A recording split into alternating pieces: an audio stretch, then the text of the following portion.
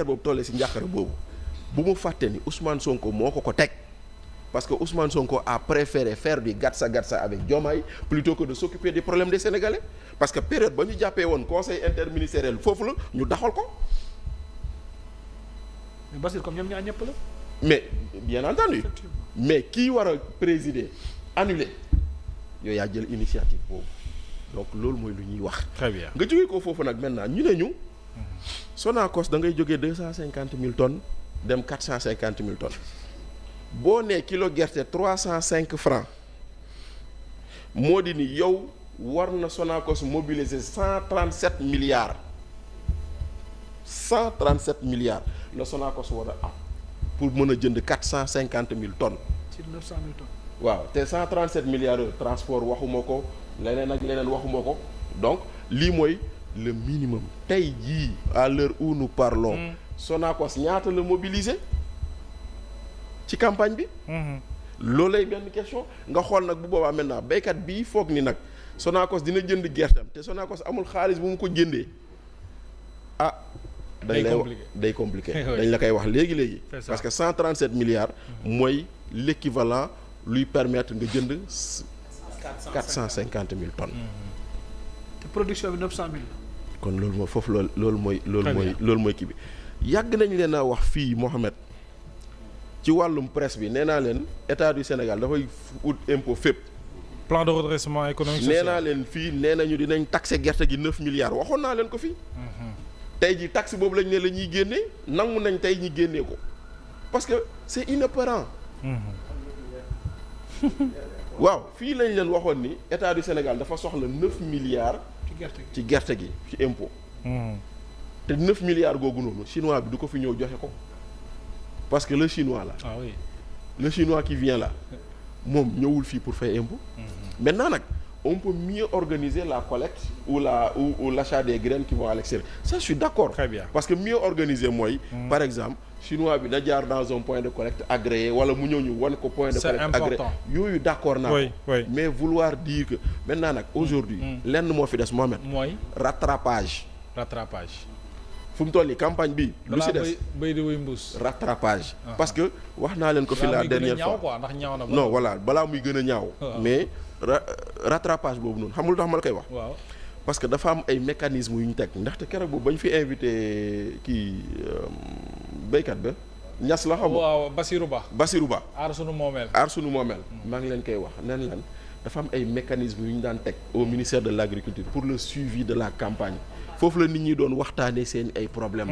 comité de suivi de campagne.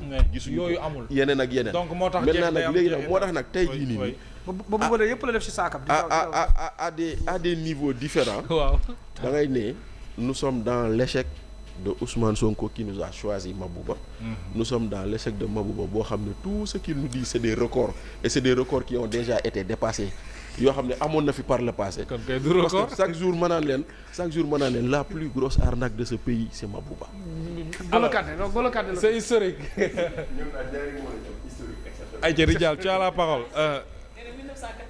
oui c'est historique nee na waaw. allez-y tu as la parole ci wàllu mbay bi dans un pays normal. on doit dissoudre le gouvernement. ce gouvernement là qui est là je le rappelle depuis 2 ans. oui dañ ko war a dissoudre. gouvernement boo xamante ne amul cohérence premier ministre bi muy wax ministre des finances bi muy wax agriculture bi muy wax kenn du benn. dans un pays normal dañ koy dissoudre. wax ngeen ñaari wax nañ ko àjjuma bi passé Omar Sow nee na bon impayé dafa am na ñu yor bon impayé gëj na fi depuis Macky Sall avec Macky Sall il n'y a pas de bon amul Wade 2012 la fi gëj waaw avec la présence des Chinois et les Turcs di jënd gerte gi di jënd di def wax nga léegi semence subvention semence yi c'est-à-dire li ngeen di utiliser lañ dindi subvention bi li ngeen di utiliser lañ subventionné kii il était dans le secteur de l'agriculture il n'y a pas de semence certifiée dans ce pays amul te moom lañ subventionné amu fi donc li nga xamante ne amul lañ subventionné nga yaakaar ne état bi def na dara mais la ngeen di utiliser loolu lañ jënd subvention bi mooy semence tout venant bi. moo fi am de. écrémé bi am de. ak R1 ak yooyu la ñu wax te loolu moom la ñuy utiliser mais amul benn approche scientifique bu ñuy permettre ñu xam loolu ñu xam semence kii bi certifié bi donc loolu naxaay mbaay la. maintenant dama bëgg ngeen déglu Ousmane Sonko xam nga fa laa bëgg ñëw. ci dette cachée. waaw. ak ci yi mu doon wax yëpp. waaw. kii Bachir nee na l'État avait besoin de 400 milliards de fois mon dernier appel. waaw 400 milliards. 450 non 300 milliards la 450 ou 60 milliards. dernier appel bi ñu def nii. APE bi non il cherchait 300 milliards. on leur a proposé 560 milliards. waaw xaaral ma ñëw foofu. appel bi ñu def nii. oui. yow nga ne dem nga ba ne am nga lu ëpp loolu ñu ne la ñaata nga ne 560 milliards. ba pare nga ne ministre bi dama ut 50 milliards waa xaalis bi anam. fayal ñu ko salaire nga 2026 bii. bul fàtte la ñu wax de 400 et quelques milliards nga soxla ñu yóbbu la ba 560 milliards am nga 110 milliards yu ñu ci teg yow nga am problème mu xaalis pour ut 50 milliards pour dolli ko pour am 450 000 tonnes mais le grand problème que le Sénégal doit se poser. ana xaalis boobu bi nga doon demoo muy 560 milliards. peut-être mu ngi ci yoon bi yegseegul. maintenant li ma ragal mooy. est-ce que du ay cession de créance. du kii wala léegi titrisation. wala titrisation. moom la wax kii attention mooy lu ay këyit ak këyit yu amul xaalis ñëw ne la levé nañ temps fekk du xaalis ay këyit la. waaw. non c'est du rachat de crédit c'est du rachat de bor. rachat de bor. yaa ngi dégg moom du liquidité. waaw du liquidité. day mel ni xaalis ba neewu fa nag.